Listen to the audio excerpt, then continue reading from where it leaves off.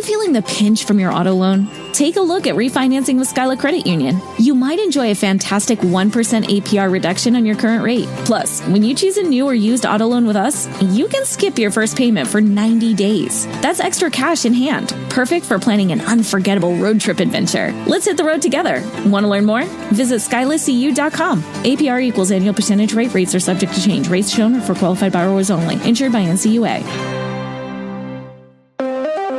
Hello, it's your friendly neighborhood host, JT Wheatley here again, back for another episode of the History of Comics podcast. This time, part 2, the history of the Teenage Mutant Ninja Turtles.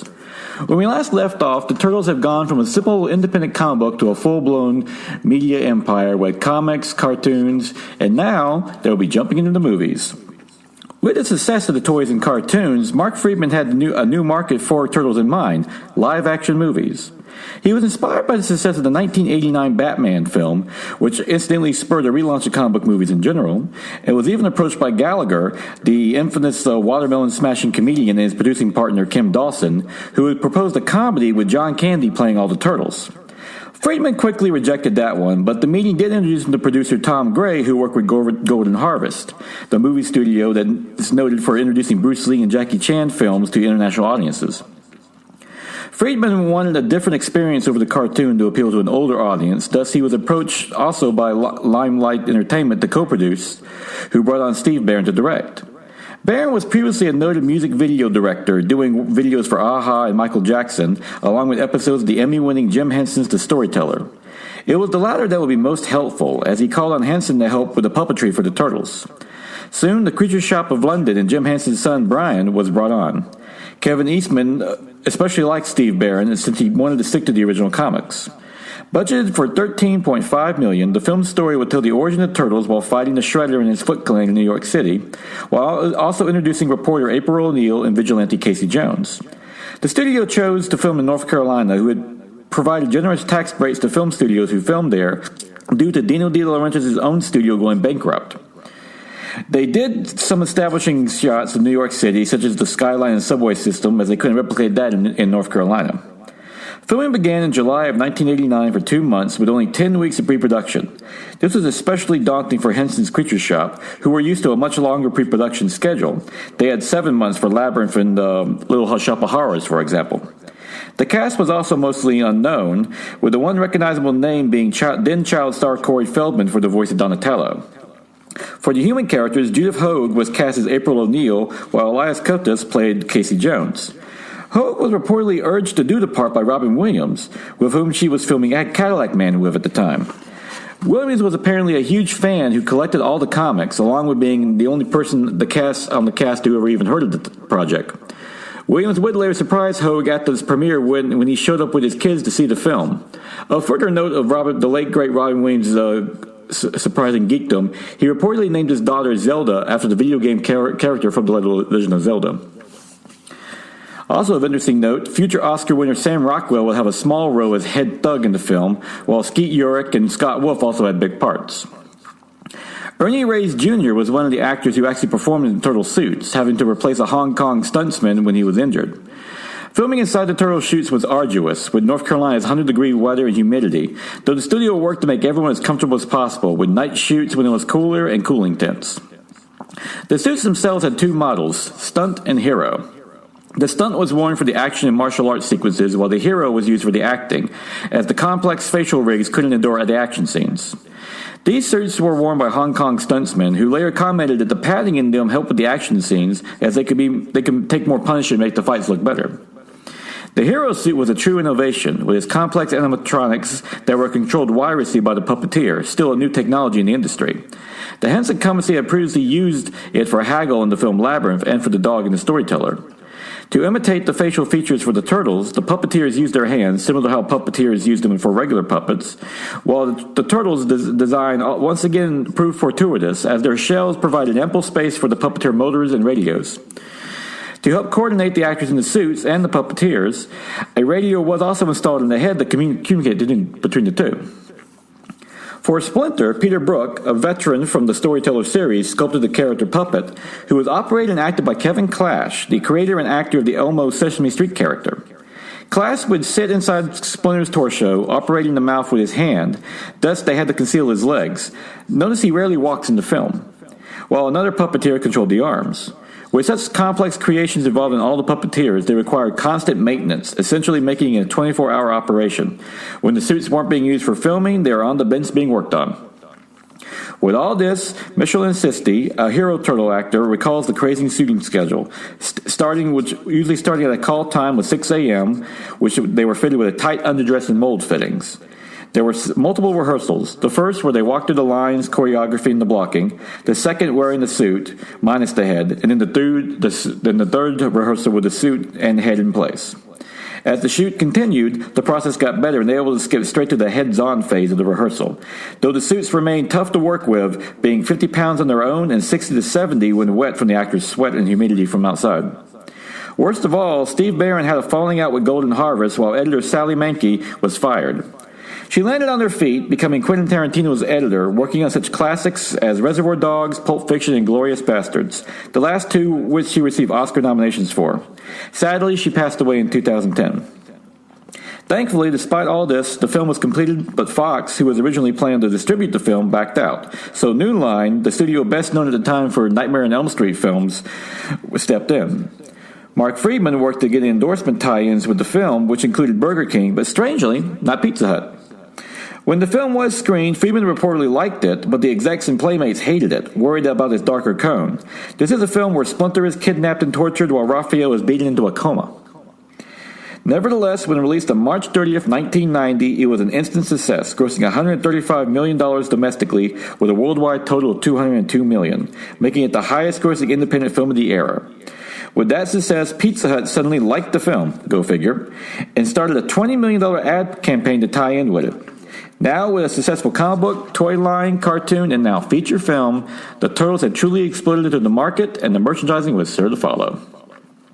Another significant expansion for the Turtles franchise was the video games from Konami, with the Teenage Mutant Turtles game for the Nintendo Entertainment System in 1989, which ended up selling 4 million units, along with winning Game of the Year by Nintendo Power magazine. Though that game was really hard. To date, I don't know anyone's actually beaten it. The Game Boy had its own with Teenage Mutant Ninja Turtles Follow the Foot Clan, which was also a huge success, along with winning Game of the Year for the Game Boy. The game would naturally spawn Game Boy sequels with Back to the Sewers and Radical Rescue. Both games were produced by Konami. However, the biggest entry in the video game market was the Teenage Mutant Ninja Turtles arcade game, a 4-player beat-em-up that was released in 1989 and is considered a classic of the era. The arcade game would be ported to the Nintendo Entertainment System as Teenage Mutant Ninja Turtles 2, the arcade game, and even led to a sequel based on the same format called Teenage Mutant Ninja Turtles 3, the Manhattan Project in 1992, which would be named the best Nintendo game of the year by Electron Gaming Monthly.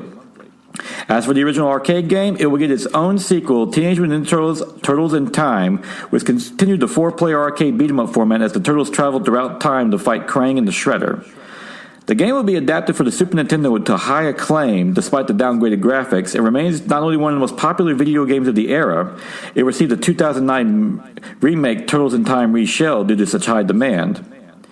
But many even consider it the best adaptation of Turtles outside the comic book medium, with Entertainment Weekly proclaiming, "The Turtles may have peaked in the big screen, but it is in video games where they are reaching their true potential."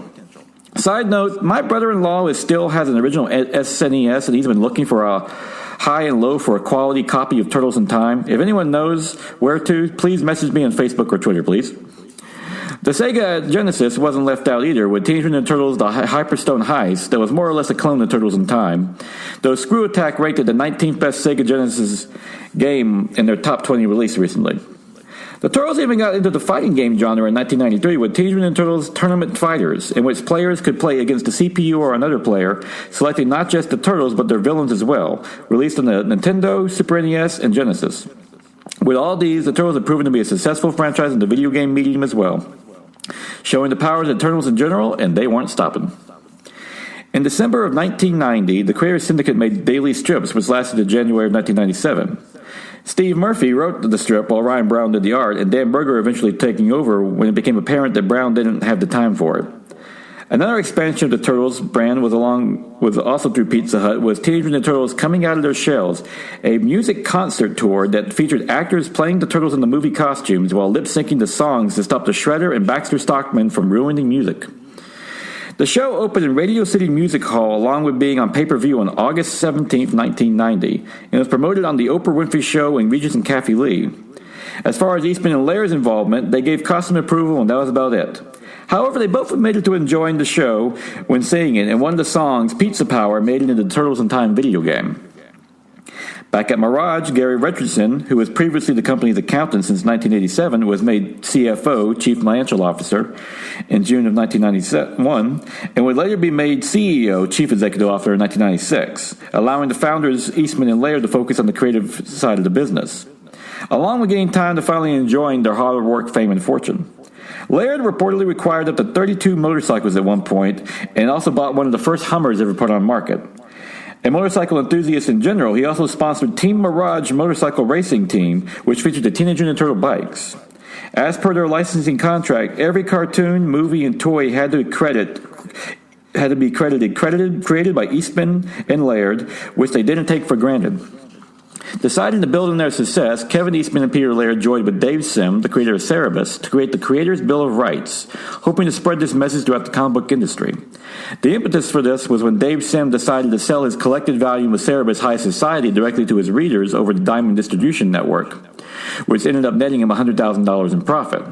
When Diamond learned of this, they threatened to stop distribution of the Puma Blues, the comic by Stephen Murphy and Michael Zui, which was published by Sim's Aardvark One International, with Diamond representing a third of its sales. In response, Sim enlisted the aid of Kevin Eastman and Peter Laird, hoping to bring along other creators as well to form a Bill of Rights to justify bypassing Diamond altogether. Hosting a summit in Northampton on November 1988 for the Creators' Bill of Rights, a document was outlined that the rights of the creators and their publishers. Scott McCloud, the writer of the Understanding Comics, was the principal author of the bill, with other signers being Steve Bessett and Rich Vetch. An early draft of the bill would later be published in the Comics Journal on July 1989, with a final version appearing in the Journal in September of 1990. One of the main principles of the bill Dame championed was the right to sell your work however you choose, and ultimately Diamond relented, allowing the Puma Blues to still be distributed through it as well, while Sim continued to sell his Cerebus collections directly to readers. Ultimately, though, the bill didn't generate much interest in the industry, with even its author, Scott McCloud, later dismissing its importance, arguing the success of Eastman and Laird as independent creators did more for creators' rights than anything else. Kevin Eastman continued to champion his past artists, funding the Words and Pictures Museum, which showcased comics art in 20,000 pieces, from Frank Frazetta to Jack Kirby, while also starting a separate comic book company, Tundra, in 1990, spending upwards of $14 million on it until 1993 when operations ended. In principle, Eastman modeled it around the rules set in the Creators' Bill of Rights, which also included the right to creative ownership and control of licensing. Under this company, he produced Cages by Dave McKean, The Crow by James O'Barr, Understanding Comics by Scott McCloud, and From Hell by Alan Moore and Eddie Campbell. Tundra would later merge with the famed underground comics publisher Kitchen Sink Press. Sadly, when Tundra went under, it took Kitchen Sink with it, which eventually folded in 1999. Later, Eastman bought Heavy Metal Magazine, the famed science fiction and fantasy comics magazine known for its mature content, when it ran into 2014 before selling it to David Boxenbaum and Jeff Krelix, while still staying on as minority investor and publisher. Another avenue Peter Laird put his money towards was establishing the Xeric Foundation in 1992, a nonprofit to help self-publishers along with local charities. It was founded to deal with numerous requests for help by Laird due to his fame and success. In 2012, the foundation stopped issuing grants, but still supports nonprofits in western Massachusetts. Naturally, with the success of the first Teenage Mutant Ninja Turtles, a sequel is instantly in the works with Michael Pressman hired to direct. Called Teenage Mutant Ninja Turtles 2, The Secret of the Ooze, it will be released less than a year after the original, with a story involving the Turtles learning the secrets of the mutations while dealing with the return of the Shredder. Eastman and Laird were worried and disappointed by the loss of Steve Barron as director and Brian Henson, believing that the film would not maintain the edge of the original and not more like the cartoon. They were correct, as the Turtles rarely used their weapons in the film to make it more kid-friendly. The studio, in turn, rushed the sequel, believing the Turtles were going to fade out quickly. As a result, April O'Neil was recast from Judith Hoag to Paige Taruko, while Casey Jones was cut from the film. However, Aaron Reyes Jr. enjoyed making the film as he got to play an on-screen character, Kino, a pizza delivery boy turned Turtles ally, the studio having been so impressed with his work as Donatello in the first film. One factor of the first movie that the studio did want to replicate was its soundtrack, which the original featured MC Hammer's This Is What We Do and Turtle Power by Partners in Crime, which was number 13 on the United States music charts and number 1 in the UK. With its larger $25 million budget for the film, much of it's committed to the music, hiring Vanilla Ice to make Go Ninja, Go Ninja, Go. The studio reasoned the technology for Turtles was already developed so they could just spend money on elsewhere. Vanilla Ice immediately signed on, stating he was a huge fan of the Turtles franchise. The film also introduced villainous mutants Toka and Razor for the Turtles to fight. The studio wanted to use Bebop and Rocksteady, but Eastman and Laird objected. Thus, they created the two new evil mutants, all while doing it in a nightclub and Vanilla Ice performing in the background. While the song was originally mocked, Go Ninja has become something of a cult hit today, with Vanilla Ice saying it's the one song people most recognize him for. However, the film only made $78 million when it was released, and while still profitable, was showing signs that the Turtles were slowing down. Nevertheless, Teenage Mutant Ninja Turtles 3 will be released in March of 1993 with a budget of $17 million, this time directed by Stuart Gillard, who also wrote the screenplay. Elias Koteas returned as Casey Jones, with Paige Turco staying on as April O'Neil. Corey Feldman also returned to voice Donatello. For the visual effects, Golden Harvest used All Effects Company over at Henson to reduce cost. The story was found the Turtles back in time in feudal Japan to track down April O'Neil, who was somehow transported there via an ancient scepter she discovered at a flea market. Eastman liked the film over the second one, though it only grossed $42 million and led to an end of the film franchise for now. While all this was going on, Kevin Eastman was focusing more on Tundra and heavy metal, though he did take time to do Teenage Mutant Ninja Turtles number 50 with Peter Laird, starting the City of War, our story arc, a 13-part epic that finds the Turtles in an all-out war against rival factions of the Foot Clan, now led by a female ninja Kari. Jim Lawson penciled the story, but when it was over, Eastman and Laird ended their partnership, along with the first volume of the Teenage Mutant Ninja Turtles comic, which ended in August 1993 with issue number 62. Much of this was due to Eastman moving to California while Laird stayed in Massachusetts. Volume 2 of the comic hit the comic book shops 2 months later, with Jim Lawson writing and penciling, along with making it full color. It would run for 13 issues before ending due to a low sales and the flood that damaged the offices at Mirage Studios. Lawson would end up being the most prolific writer on the Turtles, producing 2,000 to 2,500 pages of work. Teenage Mutant Ninja Turtles Adventures also ended on October of 1995 due to low quality and sales, though Victor Gorelick, the editor-in-chief at Archie, remains proud of the series, stating that 7 years and 72 episodes is a good run for any comic. As for the cartoon, the Turtles went to Europe in 1993, and their theme song was reworked in 1994, along with a new villain, Lord Dreg, being introduced in 1995. The Turtles also got a partner, Carter, a dreadlocked self-taught ninja who wished to be trained by Master Splinter. However, the series would finally end in November 1996 at 193 episodes, an excellent run for any cartoon or TV show, but this and the other cancellations represented a low point for Mirage Studios. Wanting to give the franchise a fresh take, the Turtles guest starred in Savage Dragon number 2 in 1993, and would later reappear in issue number 22. Eric Larson, the creator of Savage Dragon and one of the founders of this publisher, Image Comics, quickly developed a relationship with Eastman and Laird, wanting to relaunch a new Teenage Mutant Ninja Turtles series at Image. Gary Carlson was hired to write with Frank Frosco doing the art, while Larson would provide the covers. They were given free land with the story, along with incorporating the Turtles into the larger Image universe, allowing for crossovers with the other comics. It was preceded by Body Count miniseries by Kevin Eastman and Simon Bosley, starring Raphael and Casey Jones. It would be the most violent Teenage Mutant Ninja Turtles comic to date, and a deliberate attempt to distance themselves from the original cartoon. The new Ninja Turtles at Image would follow suit. Launching in 1996, the series quickly had Ralph's face scarred and wearing Shredder's armor while taking over the Foot Clan. Leo lost a hand, and Don was killed but brought back to life as a cyborg. These physical changes weren't just to add edge to the series, but to allow the Turtles to be differentiated, as the comic returned to a black and white. They even thought about killing off Splinter, but decided against it, believing it would be too far for even hardcore fans. Despite this edgy return and early strong sales, the series would end with issue number 23 in October of 1999. Meanwhile, Eastman and Laird planned the fourth Teenage Mutant Ninja Turtles movie with the intention of introducing a new turtle, Kirby, in honor of their idol, Jack Kirby. However, Saban, the producer of the Mighty Morphin Power Rangers TV show, came along with an idea for a live-action TV series, but wanted to add their own version of a fifth turtle, a girl named Venus the Milo, who would wear a light blue mask that was tied like a braid in the back, meant to resemble a ponytail. Eastman and Laird hated the idea, but Saban wanted it, thus they agreed, largely because the revenue from the series would allow them to keep Mirage Studios fully staffed. Rhonda Smiley was made story editor and writer, with the series titled Teenage Mutant Ninja Turtles: The Next Mutation.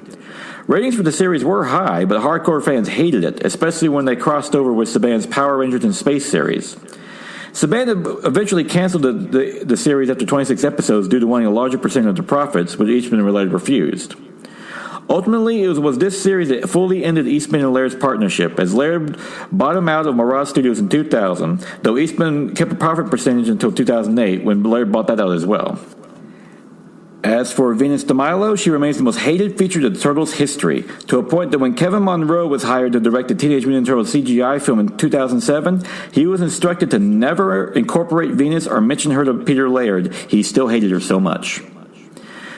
With Peter Laird in control of the Turtles now, he set out for a fourth volume to this series with Jim Lawson, which lasted for 31 issues, taking place 15 years after the events of Volume 2, with April and Casey Jones now married, with Splinter acting as grandfather to Shadow, Casey's teenage daughter from a previous relationship. It was launched in December of 2001, having the alien Ultrons reveal themselves to the world, thus allowing the Turtles to come out in the open as well. Since aliens are walking around, Mutant Turtles were apparently another one not much shocking. The series completely ignored Volume 3 on Image, as that was more Kevin Eastman's project than his, and Laird didn't want to follow any material it had no involvement in. Meanwhile, the Turtles were about to return to the cartoons. 4Kids, a production company meant to provide Saturday morning cartoons, set out to produce a new cartoon, working closely with Lloyd Goldfine, who was named head writer after Chuck Patton attached to be the director, along with the intention of making it as close to the original comic as possible, which made Peter Laird very happy. Dongwu Animation was selected for the animation process, while Dancing Diablo developed the color palette, giving the comic cartoon its vivid noir-like style. For the new cartoon, they studied New York City for the setting, along with the past show for references. It would launch on February 8, 2003, running for 52 episodes before ending on March 27, 2010. Playmates produced the toys, while Dreamlay provided a comic tie-in, written by Peter David and penciled by LaShawn Thomas, which lasted from June to December of 2003. Around episode 27, Roy Bordeaux took over as director, who introduced new villains and a time travel concept where the Turtles were transported 100 years in the future, where they teamed with Cody Jones, the great-grandson of Casey Jones and April O'Neil. The series ended up being a huge success, especially with original fans of the series, noting how it stayed close to the gritty nature of the comic, despite being a Saturday morning cartoon kids show. Meanwhile, the Turtles were about to make a comeback in the movies, but this time in CGI. Mirage Studios teams with Hong Kong's Imagi Studios to make the CGI animated Teenage Mutant Ninja Turtles movie when the rights reverted back from Golden Harvest. It was co-produced with Warner Brothers for $34 million, with Kevin Monroe attached to write and direct for the summer of 2007 release. The goal was more action and less cowabunga. Monroe met with Peter Laird and brought his original Teenage Mutant Ninja Turtles #1 for him to sign, hoping if he didn't get the job, he could at least get that. This immediately encouraged Laird that Monroe was a true fan. In return, he did a sketch of Raphael saying, "Dear Kevin, make a good movie or else. Grr." When Monroe got that, he knew he had the job. For the first time outside of comics, the Turtles' physiques were changed to make them more distinctive looking. For example, Dom was leaner, while Ralph was built like a brick house. The film would also feature an all-star vocal cast, with Lawrence Fishburne narrating, while Chris Evans, the current Captain America, who incidentally has some serious geek credit as an actor. Just check out his IMDb page, while playing Casey Jones, while Sarah Michelle Gellar played April O'Neil. The story had the team split up at the beginning of the film, with Leo having been off in training in Central America, Mikey trying to fit in with the human world, Don was working as an inventor, while Ralph was the vigilante, the Night Watcher. They would re-team to fight against the female ninja Kari, voiced by Zhang Zi, and the favorite character of director Kevin Monroe, who is now the leader of the Foot Clan, along with 13 ancient demons. The film debuted #1 on March 23, 2007, eventually earning $100 million worldwide, and thought the critical response was so-so. A sequel was planned hinting at the return of the Shredder, along with maybe a third adapting the City at War story from the comics, but it didn't come to pass. On the TV front, a Turtles Forever movie was planned for the 25th anniversary, headed by Lloyd Goffine from 4Kids animated series and written by Rob David and Matthew Ordick, with Roy Bourdin co-directing. The movie crossed over the original comic, cartoon, and 4Kids series, an idea Goldfine had back since the first season of the 4Kids series. In the series, the Ultram Shredder from the 4Kids series meddles with the space-time continuum, forcing the Turtles from the 1987 and the 2003 series to team up. Kevin Eastman and Peter Laird even cameo when they got a pizza, along with an ending in a black and white as a nod to the original comic. It remains a favorite to this day for obvious reasons. With this series, the fourth volume of the comic book came to a close in 2009, lasting for 30 issues. It will be the first after a dearth the previous years, with 2007 having no Turtles comics, while 2008 and 2009 would only have one respectively. Meanwhile, Mark Friedman decided to move on to other projects, and Peter Laird just ultimately sold the Turtles to Viacom on October 19th, 2009. Mirage had more or less ended, with most of the employees moving on to other projects, while Gary Richardson continues to handle some of the holdover Turtle licenses. With this and the success of the 4Kids show, Laird felt the Turtles had evolved past them, but still retained their edge, so it was time to let them go. Peter Laird did retain rights to produce 18 comics a year, with IDW winning the license in 2010-2011. Artist Dan Duncan and colorist Rhonda Pattinson was hired, and Kevin Eastman even returned as a co-writer and cover artist, even doing a layout art for the first story arc. The new series was launched in August 2011 with the 4-part Change is Constant, which revamped the origin of Baxter Stockman, making him more powerful. IDW also started reprints of the older books as part of the new rights deal. To date, the series is still running, having reached 200 issues at IDW, with the Turtles even crossing over with Batman and the Ghostbusters. Viacom immediately planned a new cartoon relaunch of Nickelodeon, with Playmate producing the toys. For the Nickelodeon show, executive producer Zero Neely developed the show and had been a fan since childhood, recalling picking up the first comic in 1984 when he was a kid. He was previously worked on Teen Titans and Avengers Earth's Mightiest Heroes, and when he learned Nickelodeon had acquired the rights for the new cartoon, Neely wasted no time expressing interest in doing so. He worked with Mitch Magalonis, Senior VP of Animation. For this new series, the decision was decided to use CGI for the new generation of viewers, along with emphasizing the teenage side of the Turtles, with Magalonis thinking of them as high school athletes. Rodel Gravo did the unique urban landscapes, and Arvino Marabamba did the storyboards and character designs. Green light was also used to set the atmosphere. For the cast, Sean Astin was voiced Raphael, Jason Biggs did Leo, Greg Sipes as Mike, and in a nice nod to the past, Rob Paulson was cast as Don, having previously voiced Raphael in the original cartoon. Of all things, the look and style of the show was inspired by John Carpenter films and the old Japanese shows. Joshua Stern and another of the show's developers had trained in Tenchi Wachichakuzu, a 1,000-year-old battle art of the Iga Ninja Clan, which he used for the show. His sensei, Chadwick Minge of the Yamato Dojo, even served as a consultant. The show also introduced the Krangs as an entire alien race who created a mutagen, while April was now a high school student with her scientist father, Kirby, a nice nod to Jack Kirby, Eastman and Laird's hero. During the series, April undergoes ninja training while Don develops a crush on her. Strangely, fans were upset at the Turtles' design of having 3 toes over 2. The series premiered on September 29, 2012 and lasted to November 12, 2017 for 124 issues, and was overall well regarded by the fans and critics alike, despite the weird toe controversy.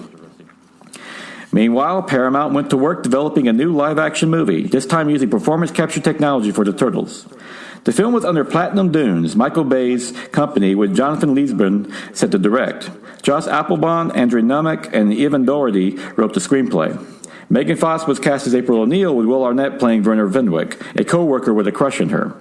William Fichtner was set to play the Shredder, called Eric Sachs. For the Turtles, Pete Plotz was cast as Leo, Jeremy Howard as Don, Alan Richardson as Raphael, and Noel Fisher as Mike, all who wore performance capture costumes to interact with the human cast. As with the original live-action movie, the Turtles would have different vocal actors, with Johnny Knoxville voicing Leonardo, while Tony Shalhoub voiced Splinter. However, controversy with the film immediately erupted over Michael Bay being named producer, with many fans still upset over what he did to the Transformers franchise, especially when early versions of the script were leaked, with rumors of the Turtles and the Shredder now being aliens, while the title was just going to be Ninja Turtles will reflect the change. Fan outcry was immense to the point of reshoots were ordered, with Toshiro Masamume cast as the Shredder to retain his original Japanese character, while William Victor Eric Sachs, was reduced to being his adopted son. The film did continue a change from the 2007 CGI one, with the Turtles having distinct physiques, with Donatello being skinnier than the rest, while Mikey was the short one.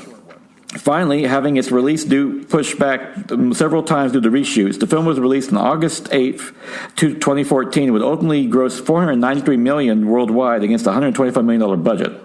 While the film has been lambasted by critics, it averaged 22% on Rotten Tomatoes. More than a few fans enjoyed it, pointing out that the Turtles were well done. The impromptu beatbox scene in the elevator is a classic example, while enjoying the action. Overall, while there were still problems with it, the film was successful enough to warrant a sequel. For the sequel, Teenage Mutant Ninja Turtles Out of the Shadows, Dave Green was hired to direct, with Joshua Applebaum and Andrew Nimick returning to write the screenplay. This time with the Turtles dealing with the Shredder escaping from prison and teaming with Krang, voiced by Black Garrett, who provides him with a mutagen to create Bebop and Rocksteady. Casey Jones was also introduced, this time played by Arrow star Stephen Amell, with the rest of the cast of the original film returning. Thanks to the success of the first movie, filming went much smoother, with many fans excited about the big screen debuts of Krang and Bebop and Rocksteady in particular. However, when it was released on June 3rd, 2016, Out of the Shadows grossed just $245 million worldwide against a $135 million budget, 50% less than its predecessor. The film did slightly better with the critics at 37% on Rotten Tomatoes, but fans were disappointed with the overall product, especially Casey Jones, who is now a corrections officer dreaming to join the police force over being a crazed vigilante. More disappointed considering that many were excited to see Stephen Amell portray the version from the comic book. With this film's failure, Paramount reportedly lost $75 million on it. A decision was made to reboot the movie franchise again, with no new films planned for the time being. However, the Turtles would once again return to cartoons, with Rise of the Teenage Mutant Turtles premiering on Nickelodeon on July 20th, 2018, a new 2D animated series. The series continued with April O'Neil being a teenager, this time depicted as a black high schooler who always has had trouble finding a job and has known the Turtles for years. The new aspect was a mystical angle to the Turtles, who now wield magic weapons while fighting against the Foot Clan, while ninjas that have the ability to teleport and trying to resurrect their master, the Shredder. And a further change to making the Turtles more physically distinct, they were now mutants from different breeds of turtles, with Leo being a red-eared snapper, Dawn a spiny softshell, Ralph an alligator snapping turtle, and Mikey an Ornex box turtle, though their personalities mostly remained the same for the previous incarnations. However, Ralph is now the oldest and self-proclaimed leader of the team. After the success of the first 26-episode season, a second was ordered and the show continued to this day. While this past February it was announced a movie was being developed based on the series to be released on the streaming service Netflix. Also, in 2019, a Batman vs. the Teenage Mutant Turtles is set for release, finding the Turtles taking on the Dark Knight himself. And that is the history of the Teenage Mutant Turtles up to this point at least, as they are still going strong in multiple mediums. IDW is still putting out their comic, they have a successful cartoon on Nickelodeon, and another movie is in the works. From what started as a joke between Kevin Eastman and Peter Laird, it morphed into a billion-dollar franchise that has found success in multiple mediums, from movies to TVs to video games. Seriously, if anyone knows where they can get a quality copy of Turtles in Time, my brother-in-law would love to have it. As for their creators, Kevin Eastman lives in San Diego with his wife and son, while still a minority investor in Heavy Metal magazine, while Peter Laird lives in Massachusetts with his wife. While both no longer control the Turtles, they remain proud of their work, with Laird even commenting that their success, even without them, was a true sign of the brilliance of their creation. After all, Superman continues to shine after Chico and Schuster, as does Spider-Man after Lee and Ditko, and so forth. The fact that both Eastman and Laird were able to do the Turtles as independent creators and truly benefit from their success is an inspiration to all creators everywhere, especially with the amount of money they rightfully made on top of it. Eastman, Laird, and the Ninja Turtles remain a goal for every comic creator to date, so turtle power indeed.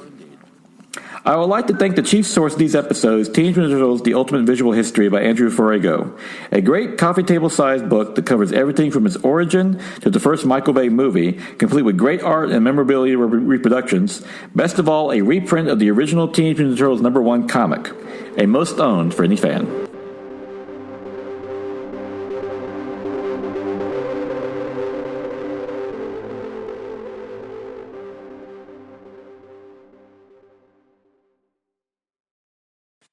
And now it is July 24th, 2025, time for the favorite comic of the week. Void Rivals, number 21, by Robert Kirkman and Connor Hughes, which sees the Void Rival characters and their two warring planets starting to kind of come together. Unfortunately, someone of them actually go to war. Meanwhile, the Transformers, Hot Rod and Springer are somehow involved, and well, a whole bunch of action takes place as things start to come together. This has been a great flagship title for the Energon universe. Like I said, that first issue came out of nowhere, and realized, oh wait, this is a Transformers book. And it's been hitting the pedal to the metal ever since. And unlike the other adaptations of Transformers and G.I. Joe, this one is telling a more original tale, which really makes it one of the more fun ones. I know we love Transformers and G.I. Joe, but this one, there's actually some originality and some spontaneity to this that you can't wait to see what's coming. And it's great. Of course, Kurtman's been doing a great job writing the series, and Connor Hughes' art has a great sci-fi action feel to it. It's perfect for the story. And all in all, just the great series. That's reminds you why it's a great flagship for the Energon universe. And with that, we'll conclude with this posting of the history of Teenage Mutant Ninja Turtles. Interesting enough, posting this archive has asked me to think about. Oh yeah, history doesn't stop with franchises like this. And of course, since I posted that. The original series, Turtles have, of course, since evolved. But they've had some new comic books, like Kevin Eastman and Peter Laird put out the Teenage Mutant Turtles: The Last Ronin, which is a great, almost like a Dark Knight Returns addendum to the series. This is a great return to the form for the characters. And there's also the animated movie that came out last year, and there's also the new Jason Aaron series that's currently out right now. So yeah, Turtles are still going strong, and it's great to see. And of course, they were one of the great achievements in independent publishing and comic books, and they're always going to be a great example. So with that, we'll conclude with this episode of The Archives. Join me again next week for probably another edition of The Archives. Still working hard, but we'll see where it goes. But until then, go out and enjoy some good comic book. But definitely check out anything from the Energon universe. And of course, after talking about the Turtles, check out the latest Jason Aaron book by of the Turtles. This has actually been pretty good. And with that, go out and enjoy some good comic book.